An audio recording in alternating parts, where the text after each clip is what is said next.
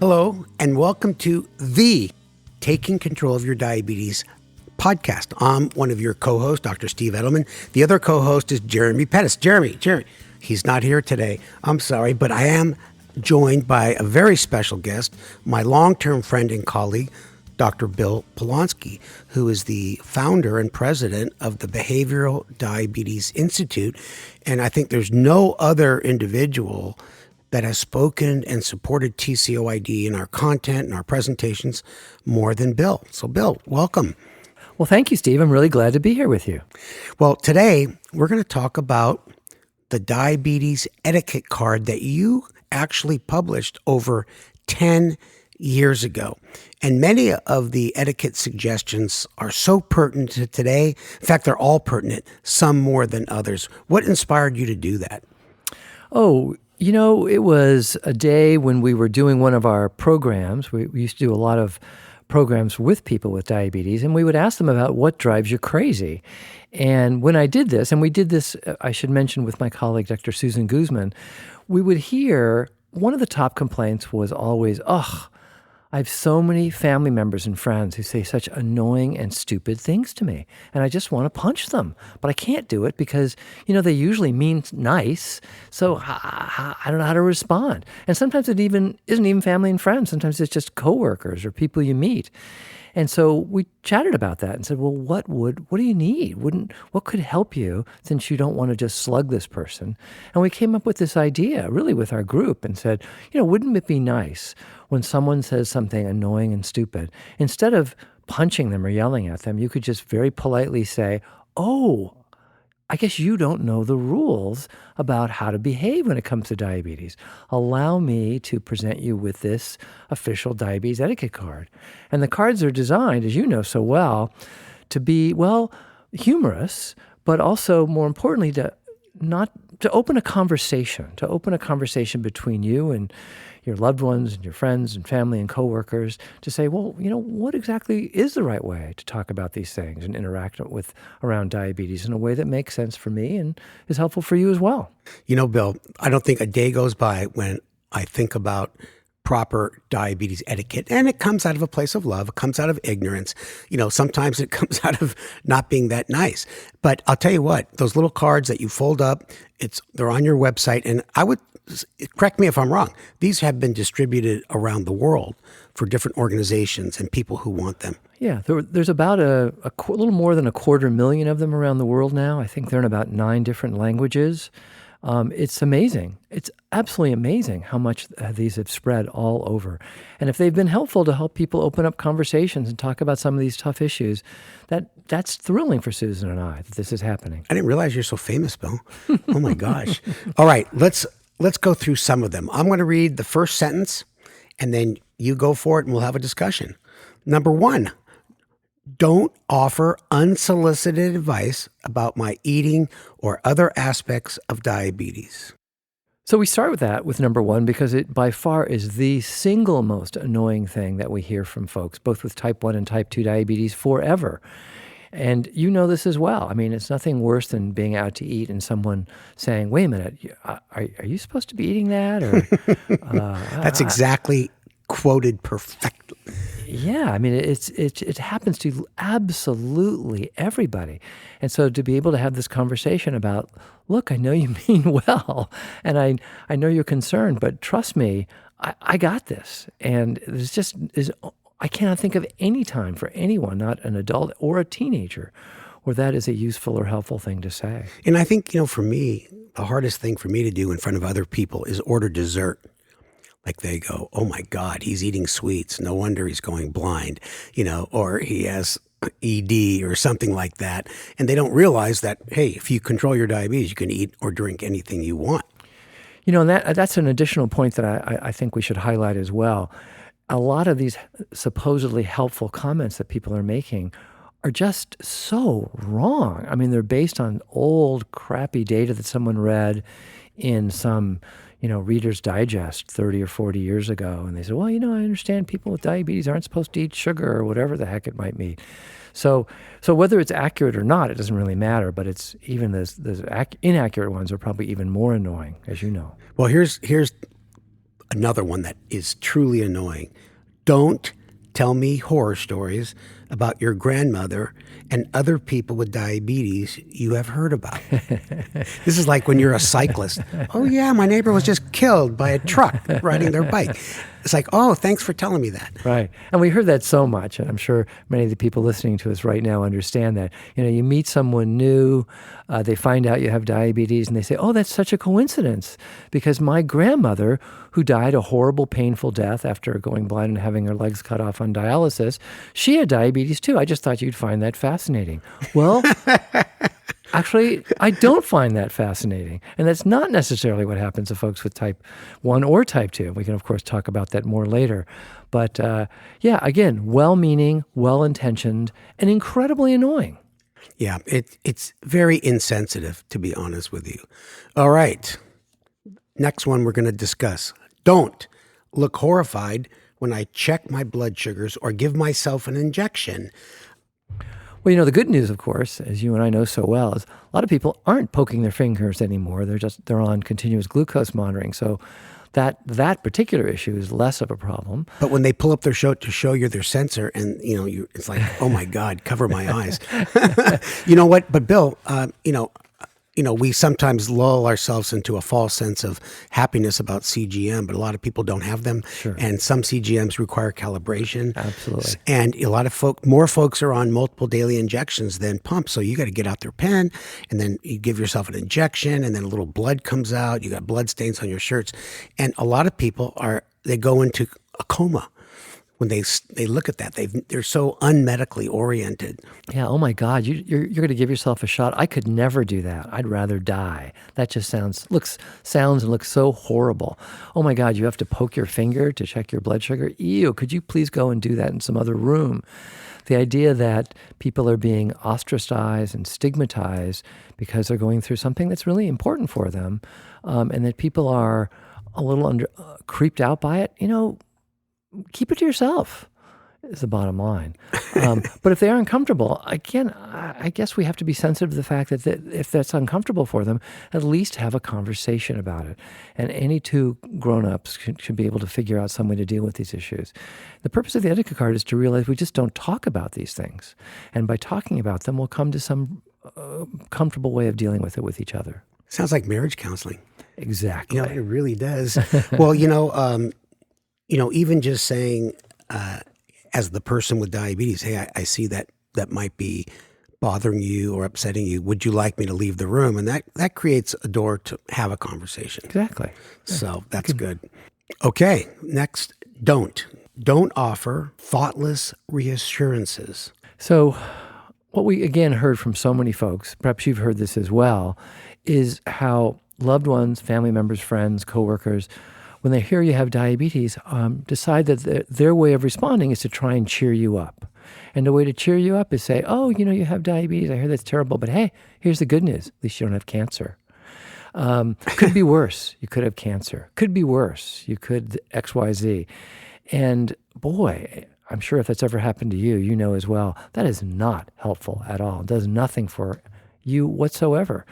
It's people in our lives who are just stuck for what to say and what to do, and they want to commiserate. They want to be helpful, and it's just not very useful at all. And they, a lot of people say, "Oh, you'll be fine. You won't go blind. Don't worry." Yeah. Being thoughtless reassurances. And how do you know? How do you know my control? How do you know the different situations? Yeah. And for those people who are listening to us who don't have diabetes, let me be clear.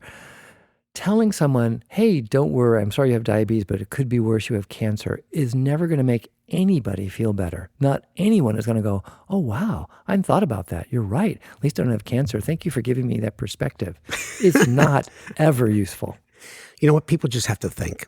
And that's why this etiquette card is so important. Okay, don't peek or comment on my blood sugar level, whether it comes from my meter or my continuous glucose monitor. Don't even ask, because that is private information. Right. And again, I think something we hear all the time, and this is becoming more and more important over the years, is that your healthcare, your body, your diabetes is yours. And it is not anybody else's unless you choose to share that with someone else. So the idea that someone would look at and make comments on, whoa, look at that glucose level, really high. What'd you do, Steve? Is absolutely none of your darn business unless you're invited to take a look at that. And so that to me is a really big issue of just normal everyday etiquette, that we should have conversations with our friends and loved ones about how we might want to have them involved or not involved. It takes many years to get comfortable talking about high numbers. When my number's good, I shove my meter or CGM device in front of people's face. Look, I'm 110. But to this day, I still feel embarrassed when my blood sugar goes high.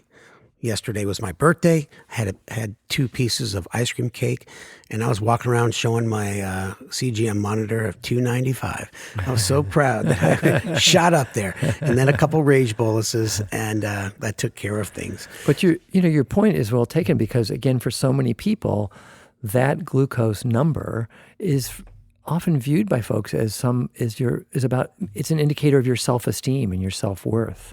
And so if your number is elevated, oh my goodness, that means I'm a bad person, or other people will see that I'm bad or have done something bad.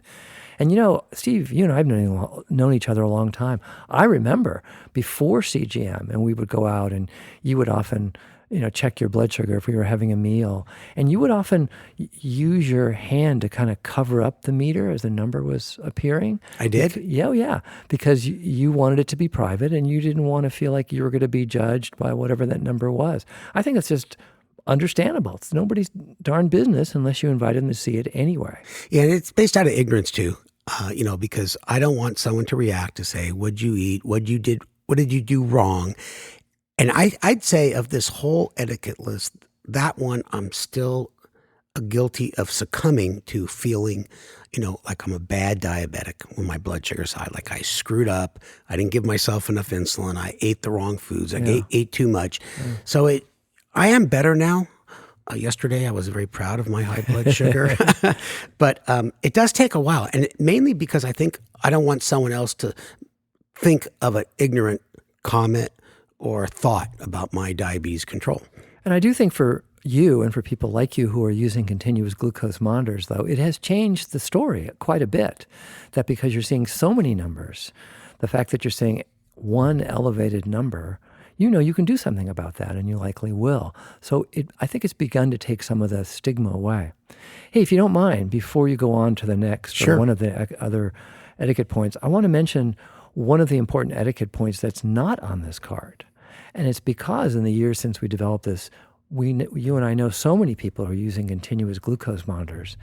And one of the things that comes up, if we look at the different systems, and we'll pick on Dexcom in particular, they have what's called the share follow function. So as you know so well, I'm following you, that you can have 5 people who can follow your numbers in real time right now, anywhere in the world. And what's always been fascinating to me is when I ask folks with type 1 diabetes and type 2 all over the country, do you have a Dexcom device? Do you ever use the share follow system and share your data with anyone? It certainly seems like the vast majority of people say no. And they don't just say no, they say no way. And I think it's because of the issues that you're bringing up. It's this issue of these numbers are private, and they are still perceived by sometimes myself or other people as judgments. And I don't want that. And so they keep things private, which is probably more private than they probably should sometimes, just for safety purposes. But it's an issue, and it's why we've talked a lot about making up a new etiquette card just about Dexcom Share or Share Follow with other CGM systems. If you're following people's CGM data real time, what's the appropriate etiquette you should follow as someone who cares about someone with diabetes? Yeah, that's important, Bill. I know the Eversense has one. I'm wearing one now, and I believe Abbott does as well. Now, one thing I've seen, and I know you've seen the extreme, being a clinical psychologist, is like a parent, young adult with type 1, and then you get into that incredible power trip, and there can be some real angst going back and forth. Talk about that a little bit. That doesn't work as a share. No, that gets really ugly fast. And again, it's that fundamental issue. If you're struggling with elevated glucose levels or wacky numbers, the first thought and often the first statement is, well, what did you do wrong? I know what we're going to do about this. And even, again, if that's well-intentioned, it feels like a terrible blame. Maybe it's meant that way. And that doesn't help. It doesn't help people to say, whoa, yeah, let me kick back and dispassionately think about exactly what I need to do about that. I mean, how you support someone, work with them. Our colleague Carrie Sparling, one of our most famous type 1 diabetes bloggers, when we had some early conversations about this idea of share, follow etiquette, and I still remember one of the things she told me about and that she learned from her followers around the country. The most important thing is if you're following someone with their CGM data, never ask why. Oh, you had a low, or oh, you're high. Why? Because the why, no matter how you might think you mean it, comes across as a blame.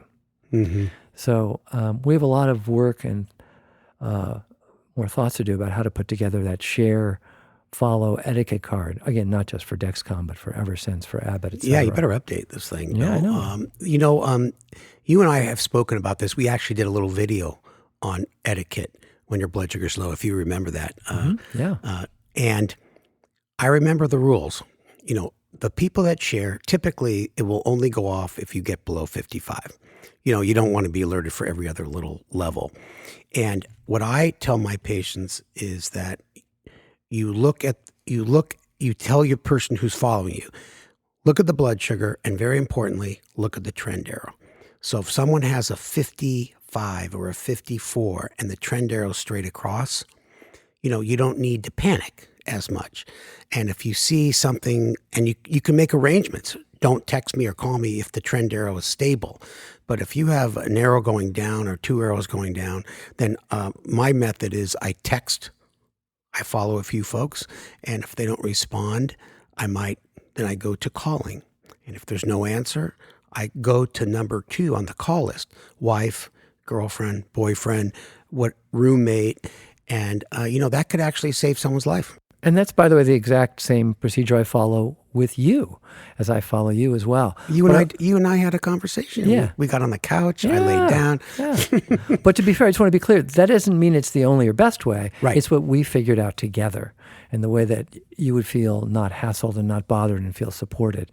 So it's important just to open up our ears and have conversations with each other to find the best way for people to do that with each other.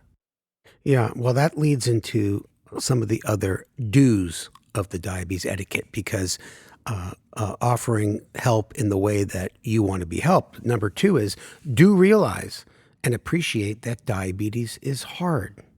Yeah. I love your full-time job analogy, so please go through that. I love it. This is something, if I remember correctly, and we put this together, again, my colleague, Dr. Guzman, made such a big point of saying, we have to include some do's, not just asking your loved ones and friends and families to stop doing stuff, but what do we want to ask them to consider start doing? So that first one is, of course, just to realize something that most people with diabetes don't understand, that if you have diabetes, type 1 in particular, often type 2, that it is a job. It's not a job you didn't ask for. There's no pay. There's no vacations. You get to do it forever. And you should be respectful of that. And there's no workman's comp. And there's no... Yeah. It is deserving of to be able to step back and before you open your mouth and say anything, to consider, and often in an appropriate way, acknowledge with your loved one that, boy, I hadn't thought about this before. I recognize how much work this is for you. And because I love you, thank you for doing it. You and I both know Adam Brown, who has type 1 diabetes, and he had kind of a famous article that people quote all the time. He listed everything that someone with diabetes has to do on a daily basis, and I think it was over 100 things. Was it that many? I said that look on your face. Well, I remember his list of all the things that affect your blood sugar. That's what I remember. But that's true. That's true. Yeah, and just which was very humbling in terms of, well, why aren't your blood sugars perfect? Well, there's so many factors, right? And no wonder we have goals for people. We want to have goals for folks that are reasonable. But thinking about just like. Same thing, thinking about all the things can affect your blood sugar are things that you should be thinking about all day long. It's a full-time job thinking about what can affect your blood sugar. Okay. Do offer to join me in making healthy lifestyle changes. So I want to thank you on the air for riding your bike with me almost every weekend and keeping me safe. Forever. We've been doing it. Oh, it's my pleasure. Yeah, I mean, I think this came up, and for so many of our listeners, because it's easy for family members to say, well, I'm glad you need to be eating differently, or, you're trying to make some changes to follow a diabetes-friendlier way of eating. But that's not what us, the rest of your family, care to do. And just to even bring up this issue with loved ones, or for your caretakers or caregivers, to bring up, I want to support you in some way. And well, you and I know this better than anyone. A diabetes-friendly way of eating is, a healthier way of eating for everybody. So how do we do this together? How can I support you in a way that makes the most sense for you? Whether that means you and I are going for bike rides, or what we pick when we go out to eat, so you don't feel uncomfortable or tormented by the enormous cakes, cupcakes, cookies, and ice cream I'm eating while you sit there and go, well, I'm not going to have as much as you. I realize this doesn't really come up between you and I as much at all, but I think this is just important to consider for folks. Yeah, on our bike rides, for your listeners, Bill follows me, right? So we've had rides where you've checked my blood sugar more than I've checked my own blood sugar. Absolutely. And if I don't hear an alert sound, that means I'm not high and not low. And Bill goes, "Wow, that's amazing." And you do freak out a little bit when I start getting low. I do. Steve, you gonna take something? I said, "Bill, I feel fine." You and good old Jeremy Pettis always freak out when I get low, and I get grief because I don't take something right away. I don't want to rebound high. And by the way, the other thing I get annoyed about when we're riding our bikes is when I do check your glucose levels, and that I discover that your blood sugars are probably better and more stable than mine are, even though I don't have diabetes, which is really annoying. You've got this amazing system in place now. It's extraordinary what you've done. It only took me 50-something years to figure it out. Well, let's go to this one. I like this etiquette. Do ask how you might be helpful, because I know people try to be helpful, but they can be freaking annoying. But I've heard you discuss this before, so I'm going to let you go for it. Well, actually at the last TCOID program, we did the one program just a few weeks ago, actually. And I had the chance to have an hour with all of the type 3s who were there. Again, all the family members and friends. And this particular point was the thing that was most important, which is to recognize that you, as a friend, family member, coworker, whoever it might be, you want to be helpful. You love this person. You want to support them in any way you can. But you really need to stop mind reading and think you know how to be helpful. The most important thing you do is just ask. Just presume you don't know the best thing to do. And just ask. And that's where we start. And if you start that way, your likelihood of reaching a comfortable and successful and effective way of being with your loved one is 100% better. Now, you've done workshops for what we call the type 3 diabetic. I know there are other official scientific definitions, but, we call the person, the support person, the caregiver, the wife, the husband, the son, who does not have diabetes. Type 3s, and you've done many workshops with just the type 3s, like you did at the one conference. Tell us some other things that typically come up in these workshops. Oh my goodness. Gosh, so many things. Is there any anger, or I would say angst, from these type 3s dealing with their loved one with type 1 or type 2 diabetes? Yeah, and that does come up fairly often, that people aren't just wanting to be helpful, they're aggravated. They're often angry. Like they see that their loved one who has diabetes seems to be often disengaged and not, quote unquote, doing what they need to do. And by the way, they're often wrong about that, but that's what they think. And they feel like, well, I'm working hard. I want to be helpful. How come you're not doing enough? So there's often a good amount of aggravation, anger, and frustration that we have to talk about. And we talk about by actually talking about some of these other etiquette points. And we keep coming back to, you may not really know how hard your loved one is really working in terms of caring about their diabetes, or how frustrated they are, or how discouraged they are. And so rather than just being pissed at them, again, we want to turn it into a conversation. But yeah, that aggravation and frustration happens a lot, we see. Well, I know of several patients who ended up getting divorced because diabetes really screwed up their relationship. And both cases that I can think of right now were the individual with diabetes had a lot of lows, unconscious lows, and the spouse felt that they weren't doing enough to avoid those lows. So there's a lot of misunderstandings, misperceptions in that particular situation on both sides. And it could lead to some serious, emotional conflicts. Yeah, and I think certainly now when we think about folks with type 1, oftentimes people with type 2 on insulin, all of those very difficult issues around, severe low glucose levels becomes a big source of conflict between partner and person with diabetes. If nothing else, we know how many partners are just aggravated by being woken up night after night after night by all these alarms, while the person with diabetes, of course, sleeps right through it. Well, these alerts are made to only bother the significant other laying next to you.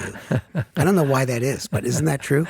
It is one of the most common things we hear. I don't know if you remember this. We did a program many, many years ago up in Orange County where we did this with a large group of folks with type 1, and there was some endocrinologists there. And we brought up this very issue, and we said, what do you think's going on? And one of the endocrinologists there, who we won't mention by name, said, I think those type 1s, I think they all just have, significant hearing problems. They need to get their hearing checked because none of these alarms ever seem to, we don't want to mention their name. I'll tell you later. Come on. That shows that even if you're a healthcare professional, you can say ignorant things. Exactly right. Totally. Now, I want to finish up with number 10 on your etiquette card. I'm going to read the whole thing. There's only 2 sentences, and then you can comment, and then we'll finish up. Number 10, do offer your love and encouragement. As I work hard to manage diabetes successfully, sometimes just knowing that you care can be very helpful and motivating. Again, it's sort of reiterating the point you made earlier that the most important thing, I don't mean to speak for everybody with diabetes, but what we hear all the time is it's just so valuable to know there's somebody who's rooting for you. There's somebody who cares about you and about how you're doing. And so if you want to be helpful, figure out the best way with your loved one to how to provide those attaboys, those kudoses in a way that's respectful and that really is helpful. And we don't want to presume that we know the best way to do that. We want people to figure that out with each other by having these conversations. But yeah, that's certainly we've seen, we've actually done several studies on this and have shown how powerful that is and what a big difference that makes. So yeah, glad you mentioned it. That's awesome, Bill. Now, I waited to the end of the podcast to let our, I almost said viewers, I always do that, our listeners, that you should know that Dr. William Polonsky is the inaugural recipient of the honorary diabetes degree. What is that? There's only 3 people in the world that have this. It's someone who really knows what it's like to live with diabetes, but does not have diabetes themselves. And so, Bill, we have bestowed that degree on 2 other people that you know well, Dr. Ian Bloomer and Dr. Tricia Santos. And I appreciate everything you do for people with diabetes, even though you don't have it yourself. Well, thank you. Before we go, though, let me just add something, that if people are interested in getting a copy of the Diabetes Etiquette Card, all they have to do is go to our website, which is behavioraldiabetes.org. Good luck spelling it correctly, behavioraldiabetes.org. And you could download copies of the Etiquette Card for free. There's no cost to it whatsoever. You can order, we do have to charge something if you want the official accordion card that unfolds, but the normal version that you can actually just see them, all the items, you can have, it's completely free. The other thing I want to mention, also available now, we have an etiquette card that's for another group. Like the diabetes etiquette card you and I are talking about is really for grown-ups.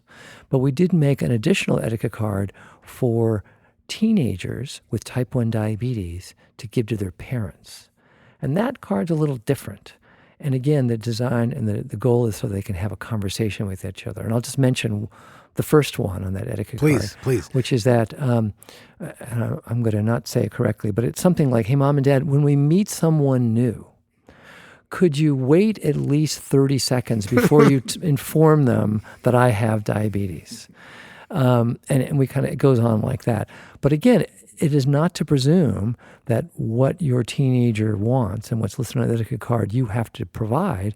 Is just to say these are common things. These are things that come up and that need to be discussed. So use that card for those of you who are parents and those of you who are teenagers to have a nice, quiet, loving conversation about what you need so that you can support each other in the best way possible. Well, that's the topic of another podcast, Bill.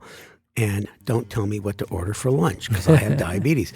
Well, thank you so much for joining us. My pleasure. Goodbye, everybody. See ya.